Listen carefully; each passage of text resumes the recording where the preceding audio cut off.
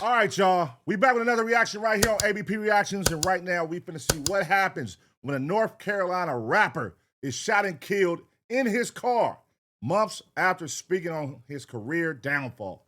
Let's go. We still screaming fuck the 8 and fuck the 4. Hey, I just lost my bro, but niggas know we still gon' up that scope. Hey, my rap, I really see in the trap. I'm really serving the past. I'm really moving like that. AKA the murder genie. Yeah, I know what's going on. I just jumped out the porch with Dirty Glove Bastard. I saw that you had dropped the song No More 83 Babies. Can you speak to that and why that isn't? This nigga goes hard right here. He just got out of jail like last year or something too, or a year before, but he's hard as a motherfucker. You know, a collective anymore, why that's not happening anymore? Niggas grimy, man. You know?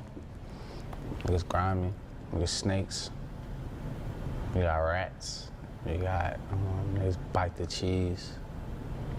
All type of condoning, you know? So it's like I said on the song, it was fun, now it's done, you know? I took a lot of L's fucking with niggas, man. Roxborough Street, a silver car and a burgundy Impala. The passengers in those cars started shooting at each other. The stray bullets started flying, hitting a 13-year-old in the leg who was just in a car in line at the Cookout drive-thru.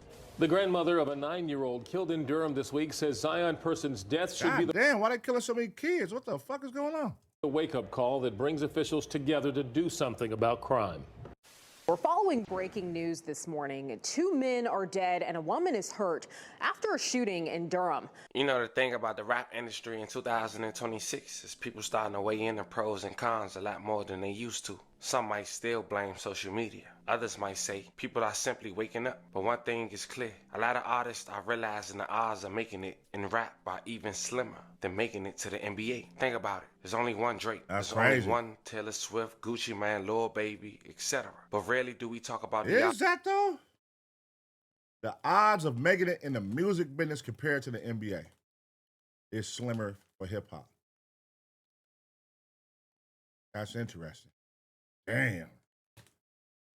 That's really interesting. Well, we got, if you look at 10 years ago, how many rappers it was compared to now, and especially going back 20 years ago compared to now, a lot of motherfucking rappers. Damn.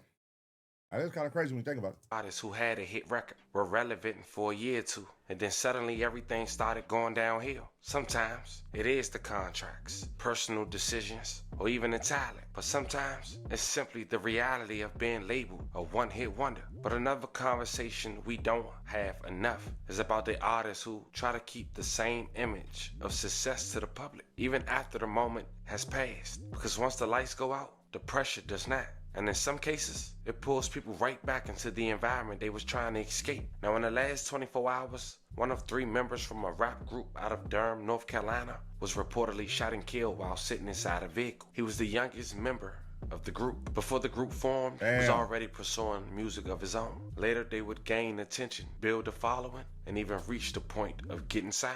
But just like that, the momentum disappeared. No longevity, no long-term deal, no retirement plan, and no health insurance. This group was short-lived. I remember Richard Kidd that announced them niggas that came out with that song, and it was only like less than a year, I want to say. Like less than a year, like them niggas like, I think one of them went to jail. It was crazy. It was like, goddamn, you just announced these niggas. One of them went to jail, and the other one, something happened. He went to jail too. It was all kind of shit going on. Just a viral song that still sits on the internet as a reminder of what used to be. After the group slowed down, he went back to pursuing music as a solo artist. But the views were never quite the same. And in an interview just a few months ago, he spoke openly about something that caught a lot of people's attention that we'll later check out. But one of those things he mentioned was during the time he was traveling and experiencing success outside of his city, he actually felt uncomfortable being away from his neighborhood. Sometimes people do outgrow certain environments, but sometimes those environments never let you fully leave. Now today, we're going to go over his story, go over his upbringing in Durham, North Carolina, the group he came up with, the success they once had, and the events that caused things to begin falling apart. Because one of the older members of the same group was reportedly involved in multiple drive-by shootings that injured 2 children on 2 separate occasions. One of those incidents happened in a fast food drive-thru. and the other happened when a child was simply trying to get a snow cone. One of those kids would lose their life due to the mistaken identity, and now years later, the youngest member of that group has been shot and killed in similar fashion. But before we go over this one, I want you guys to remember, I won't give you no angle. I just give you the story. So with that being That's said, sad, bro. make What sure the you fuck? like, comment, and subscribe. We're gonna jump right to it. Fam, today we're going to Durham, North Carolina. Many artists connected, even if they wasn't born there, like J. Cole, Tusi, and many more. Now, Durham was known to have higher violent crime rates than the national average. Though the city has been trying to lower it in recent years, Durham has been around 290,000 residents, and it sits in the research triangle. Raleigh, Durham, and Chapel Hill. In recent years, the city has dealt with gang activity, gun violence, and drug trafficking cases. Most violent crimes involve firearms and retaliatory shooting, often tied to neighborhood disputes. But on the bright side, they got Duke University and the Durham Bulls Athletic Park, famous minor league baseball team known nationally because of the movie Bull Durham. And by the late 2010s, a rap group with an Atlanta trap sound was making noise that was born and raised from Durham, North Carolina, 83 Babies. They caught the ear of Rich the Kid, who signed them to his label before they issued their self-titled debut album. Damn, niggas look young as a motherfucker back then. Damn. Which featured the underground hit, No Cap. Ain't no cap in my rap. I really see in the truck. I'm really serving the packs. I'm really moving like that. And the group was formed by rappers Lil Tony, he was the eldest, Set It Off, aka Set It Off 83, and YBT, aka Set It Off Young is Boss hard. Tebow. Tebow was the youngest, and according to him, this how they got signed. Waiting for somebody to open that motherfucker.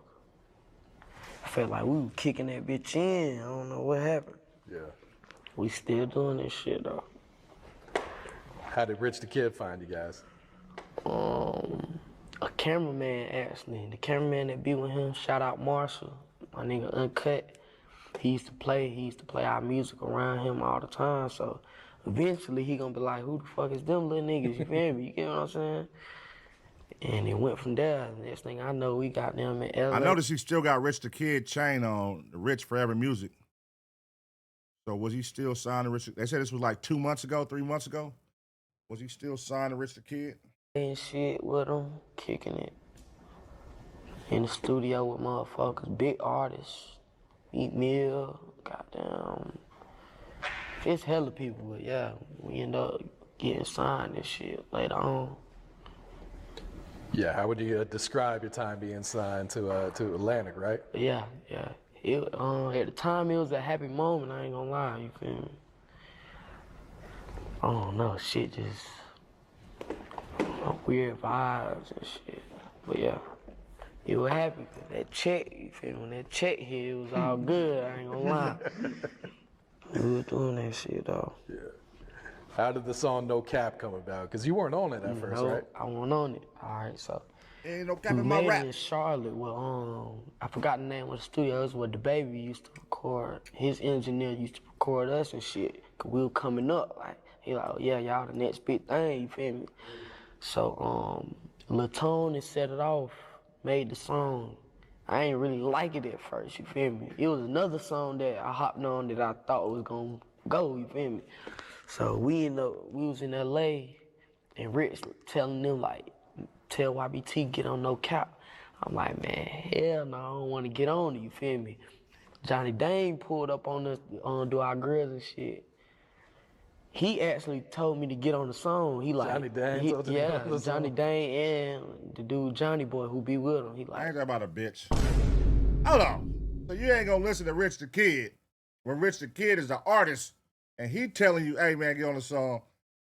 You gonna listen to Johnny Dane? Ain't that about a bitch, man. Goddamn. bro, get on this. Like, this hard. It's a hit, you feel me? I'm just like, damn. Like, everybody know me. If we in the studio, I'm indecisive as hell. I'm like, damn, what the hell should I say? Because I go out the dome, you feel me? So he like, man, get on it. So I'm just like, all right, fuck it. I get on it. Next thing I know, like, everybody liking my verse, you feel me? When Rich Kid post my shit, because I'm the youngest, he like, he only such and such, and he doing this shit. Everybody like, oh yeah, he hard as hell. So I'm going with it, like, fuck it. I'm on this bitch. This how I hit, you feel me? Yeah, that's it. I'm on this What was bitch. it like watching that song blow up like it did then? For me, it was kind of unbelievable because at first I didn't think it was gonna blow, you feel me? But set it off, he used to always tell me like, bro, this gonna blow, you feel me? I'm like, all right, you feel me? I was just going with it from there. Yeah. How was that transition for you coming from the streets into the music industry? That was their biggest song too, so shit, good thing he got on that motherfucker. Me, like, it was kind of hard because I'm from the trenches. Like, I stayed in the trenches 16 years plus, you feel me? I'm from Bradtown, North Carolina. Me and both of them, you feel me? But just 7 months after getting signed, things would come crashing down. The older guy, Lil Tony, he would get arrested for what authorities claim a mistaken identity during a drive-by shooting that killed an 8-year-old boy. And Oh my God, bro. Oh, hell no, man. What the fuck, man? Killed the 8-year-old. I remember he went to jail. I was like, one of them went to jail within a year because that group wasn't around. They wasn't around for a long time. Nigga killed the 8-year-old. I didn't know that's why he went to jail. Shit. that just come months after he allegedly did another drive-by that injured a teenage girl. According to police, the same month he got signed, a 13-year-old girl was injured in the Durham drive-by shooting. According to investigators, passengers in two separate cars traveling north on Roxborough Street began shooting at each other just before 4 p.m. A 13-year-old girl who was waiting in the drive-through line at a nearby cookout was hit by a stray bullet and was taken to an area hospital with non-life-threatening injuries. Damn. Another vehicle was also hit by gunfire in the Captain D's parking lot. The vehicles involved in the shooting included a silver four-door sedan and a burgundy Chevrolet Impala. Both had tinted windows. Then just 9 months later, after he got signed, August of 2019, a fatal shooting occurred Sunday before 9 p.m. near the intersection of Duke Street and Leon Street. Durham police said two boys ages 9 and 8 were driven to a local hospital in a private car. The 9-year-old, identified as Zion Pearson, died at the hospital. The 8-year-old suffered a non-life-threatening gunshot wound to the arm. Damn, rest in peace, young man. Sam Rose witnessed the shooting, which happened in front of her home. She quoted, "We heard about 15 shots when it happened. I saw what I thought was a motorcycle Killed a 9-year-old. and they were right in a row, clearly traveling down the street. It was terrifying. It was probably over about 5 seconds. Police believe the children were shot while traveling in a Ford Escape. The suspects, believed to be traveling in a burgundy Honda Accord with tinted windows, fired multiple shots into the boy's car, according to police. That's and in sad, case you dog. missed it, fam, the reason they tied that crime that we previously talked about before this one to Lord Tony is because allegedly they used the same burgundy car. 3 years later, in July 2022, Antonio Bro, Devon. these niggas just riding around shooting little kids. They ain't got no aim. They not hitting their ops. They hitting little kids. Both times they go on a mission. How both times you go, you miss and hit little kids and kill little kids, bro? What the fuck? This shit ain't for you, brother. That shit ain't for you, nigga, trying to be a gangster. Don't do crime, man. Just don't do crime, bro. Like it ain't for you. The first time you on a mission, bah, you miss your op, you kill a little kid. Second time you on a mission, bah, you kill another little kid. Like, what are you doing? Report was 27, aka Lord Tony, alongside his accomplice, was sentenced to life in prison. Sentenced 2 men charged with murdering this 9-year-old boy to life in prison. Zion Person was on his way to get a snow cone when he was shot to death inside the car. Hello and thank you for joining us. I'm Gerald Owens. And I'm Lena Tillett. We all remember this devastating story. WRAL Sarah Kruger joins us live after speaking with Person's family, who says today justice was served. Sarah? Lena, it was such an emotional day, and a lot of the testimony was really difficult to hear. But afterward, after the sentencing, Zion's family, they all came out here to the courthouse steps. They were hugging and rejoicing. Finally, they feel a little bit of peace. A release of emotions years in the making. At peace. My baby got justice. He's not here. I'm going to forever be in pain. But to know that they're going for life definitely makes me happy. Ashley Ragland is Zion Person's mom. Here, her family had just learned 2 men convicted of killing her 9-year-old boy. That's sad, bro. Don't nobody want to lose their kid that way. God damn, just pulling up on the side while you in the car and y'all ain't got nothing to do with what's going on, and both your kids get hit with a straight bullets. One of them died, the other one gets shot in the arm. These are kids, bro. Like, what the fuck are y'all doing? Life. Life. That's what they got. Life. You killed the little kid, man. Come on, man. You out of pocket. Were sentenced to life in prison. Zion was shot while going with other family members to get snow cones in August 2019. We later learned it was a case of mistaken identity. Antonio Davenport and Derek Dixon mistook their car for a rival gang's. Now, guess what? What you doing with killing somebody? You took your life in ours and theirs over something simple. Stupid. No cameras were allowed in court, but I sat inside the federal courthouse in Greensboro for roughly 6 hours of proceedings. The sentencing took longer than expected because defendant Antonio Davenport had an outburst. It took multiple court officers to restrain and remove him. When he returned, he was wearing a clear bag over his head.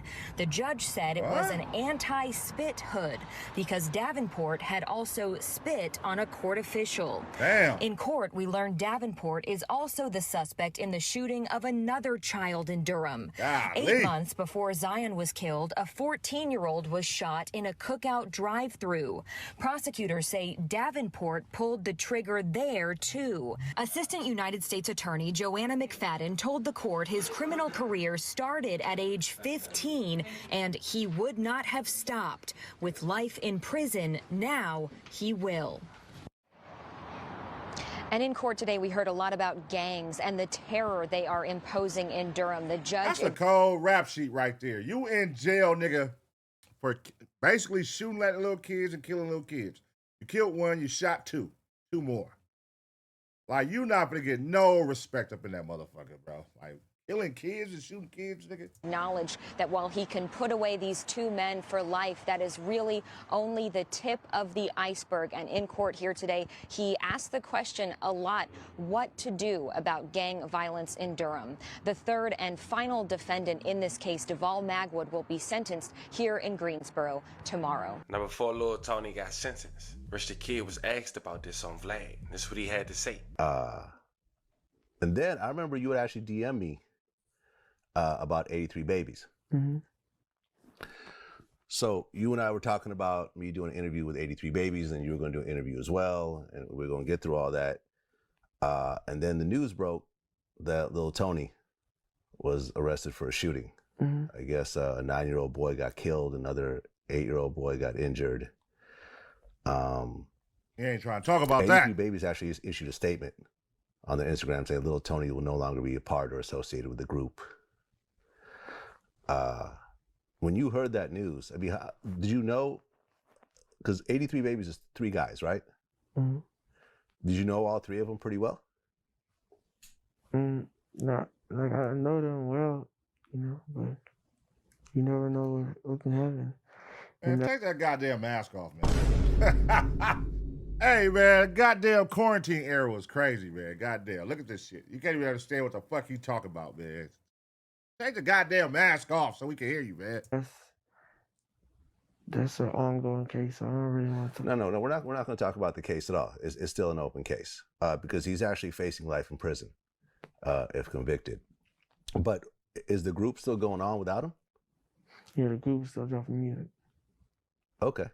Got his ass out the They're paint. still signed to Rich Forever. When's the project coming out? They booted that nigga out the group and said the show must go on, bruh. You feel me?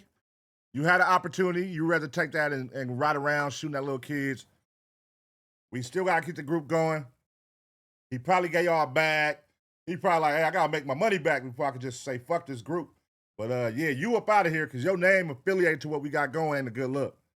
And nobody's going to support a group that still got a nigga that killed little kids and shot multiple kids as a member. Nobody's going to support that. We're going for April. So it's about to come out. Yeah. Well, man, that's a crazy situation. Yeah. I hope if it's a case of mistaken identity or whatever else, it works out. But yeah, that must be rough for someone like yourself. You know, you got this group and you're trying to help them out, and then something tragic like this happens. Yeah, you know. It's fucked up. Nonetheless, the group was never the same. But YBT, he decided to continue his solo career. Let it blow. Yeah, niggas know we still screaming for the A and fuck the phone. Hey, I just lost my bro, but niggas know we still. Fast forward Friday night, just before midnight, at around 11:58 on March 13, 2026, officers responded to a call of gunfire. When they arrived, they found 2 adult males and an adult woman inside a vehicle, all suffering from gunshot wounds. The 2 men were pronounced dead at the scene. Shit! Chipped both them niggas and shot the girl up. Them niggas both dead in the car. Woman was taken to a local hospital with injuries that were not considered life-threatening. Investigators remained at the scene early Friday, working to determine the lead into the investigation. Police said at the time, saw the information they had, with one of the victims being YBT, losing his life the same way one of his members just got a life sentence in killing a teenager. May everyone in this story who lost their life rest in peace. Hey, I wonder who the girl was, because you know, when it's a situation like that, 2 niggas get killed and the girl survives, everybody typically is going to put it on the girl. She set them up. She set them up. But I wonder if it was like his sister or his cousin, or if it was just a random girl. Because if it was just like a random, or one of them was fucking on, you know how the streets work, man. They for sure going to say the girl set them niggas up. You know what I mean? Love and condolences to their families. Breaking news this morning. 2 men are dead and a woman is hurt after a shooting in Durham. The WRAL breaking news tracker captured the scene on Roxborough Street near Old Oxford Road. Just before midnight, 3 people were found in a car, all suffering from gunshot wounds. The woman is expected to recover, and right now the road is closed as officers work to learn more. We'll continue to follow this developing story. Now, Rich the Kid went to Instagram within a couple of hours of me making this video and posted his picture along with broken heart emojis. Now, with Set It Off 83 being the last member of 83 Babies, still breathing and free, he went to Instagram to say the following after the news. They want to know how I feel. Well, I say this. I never thought I'd be the last man standing. We were on the way to generational wealth. We changed to NC, not just Durham. Shit went downhill. But I never wish life in prison or death on any man, especially not the 2 I brought in the game with me. We ain't get right because of that fat. You always was with me. It ain't changed. I love you, Lord. Because of that fat bitch. What fat bitch I'm wondering you talking about? Who fucked up their career from them being together again? Because even if it was from a distance, because I knew them ends weren't like that you was running with. So the YBT, get your rest, cuz. 100, forever 83 babies. There you have it, fam. The story of a young rapper out of Durham, North Carolina. Whole group fell apart. Had a moment where it seemed like everything was starting to line up. The music was gaining attention. The views were there. And for a brief period of time, looked like the industry door had finally opened. But as we seen happen so many times before, that moment didn't last forever. The group eventually went their separate ways. The momentum slowed down. And like many artists who experienced a glimpse of success, reality started to set in. No long-term contract, no retirement plan, no safety net, just memories of what once was, sitting online in the form of old music videos and interviews. And in one of his last interviews, he spoke about something that a lot of people from the streets understand too well. Sometimes when you leave your environment, even if it's for something bigger, it can still feel uncomfortable. But going back to that same environment come with its own risk. Home, like, every time. I'd be homesick or something, but they used to say it, I'd be like, man, I ain't homesick, I just want to go back to the city, you feel me? We'll be in LA doing shit that I ain't used to, like, hang around motherfuckers, like, other people homies ain't my homies. I'd rather be around my niggas, you feel me? Because I already know how they coming. I can't put my trust in nobody else, you feel me? Yeah. How much did you learn about the music business by being signed at the time? A lot. Yeah, it showed me that, you know, you can't really depend on nobody but the people who on your team back at home, you feel me? Such as my pops, shout out my pops, he a real figure out here, you feel me? He kind of helped us get the deal that we got, you feel me? You know, we just young. We had to have somebody older who seen through everything. He got us a lawyer and shit. We all had the same lawyer at the time, so she didn't really know what she was doing, you feel me? But she helped us a little bit, you feel me? Yeah. There you Shit sounds crazy, man. This group was known to be alleged Crips. So with all this information that's public, it's time for y'all to let me know in the comments, do you believe situations like this are tied to the past street issues? Do you think sometimes when success fades, people end up going back to places they shouldn't have left behind? Let me know your thoughts in the comments. Don't forget to like and subscribe. And yes, sir. All right, man. We just watched the reaction video on 50 Cent and Young Buck telling 50 Cent, let me see you walk around your hood with no security. You know what I'm saying? And this is one of the things, like, we get it. We get it when you come from there. You know, I want to show that I'm still down. I'm going to go through my hood. I want to hang in my hood. I want to be with my homies every day in my hood I grew up on. But look what happened to a lot of these rappers. You know what I'm saying? Young Dolph, Nipsey Hussle, in their own sections, in their areas, in their city. It's niggas that are across the way praying on your downfall, just waiting for the moment for you to come back so they can catch you slipping. You know what I mean? Your own homies from your own neighborhood to come kill you. Your homies from enemy neighborhoods will come kill you in your city, man. So sometimes it is best to get money and get out the way. You know what I'm saying? Especially when you of like that caliber, when you out here popping rap artists. You know how many niggas hate to see a popping rap artist from their enemy hood going up and then hanging out? They're gonna try to shoot at you, bro. You know what I mean? Cause you was a fucking stripe, nigga. You was a stat, nigga. Like, you was booming. They don't want you booming. You know what I mean? So I don't know what the case was right here in this situation. Don't know why they got killed in such a manner, why they were sitting in the car driving. Clearly somebody wanted to take you out, and they finally was able to pull up on you and catch you slipping. And it happened in your own city, man, in your own hood. So rest in peace to him, man. Gone too soon. He was a young cat. You know what I'm saying? Clearly he still had potential. He was still rapping. Rich kids still believed in him. Yeah, it's fucked up, man. It's fucked up. We losing a lot of rap artists, bro. A lot of rap artists at a young age and in their own neighborhoods and areas. Over pride, man. Over pride, man. You know? Get money and get out the way, man. Get out the way. Work on your craft. Better your craft. And then that, in turns, can help pull more homies out your neck of the woods, out your neighborhood, and show them a different opportunity, man, to where they're not stuck in that motherfucker. You know what I mean? But let me know what y'all think about this situation, man. What do y'all think about rappers who still hanging out in their hood when they popping? You know what I'm saying? What do y'all think about niggas being killed in their own neighborhoods, man? Will it stop? Will it ever stop? Or will it just continue, man? Let me know what y'all think. I'm going to give y'all 2 seconds to smash the like. And as always, get ready for the next reaction.